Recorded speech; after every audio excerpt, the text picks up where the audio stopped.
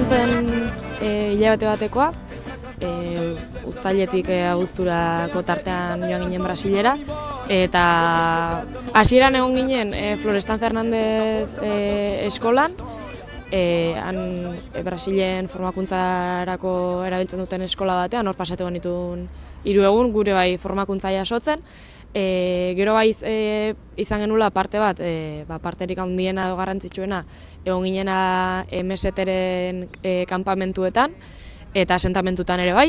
Eta gero beste bizatitxo izan genituen, justo kointzituzun guan egon ginenean 2 festival zeudela, bat agroekologiako festivala eta bestea MST-ren kultura eta arte festivala, Belo Horizonten.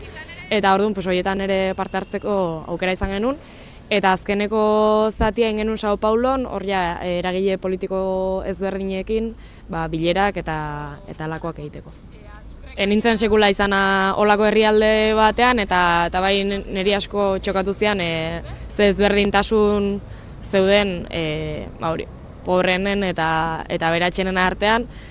Ze gutxirekin bizi ziren guk ezagutu genituen militanteak, azkenean bizi zirelako guk txabola deituko genituen etxe batzutan, baina aldi berean ze indar zeukaten borrokarako eta hori izan zen gehien jaso nuna eta gehien markatu ninduna eta etxera ekarri nuena.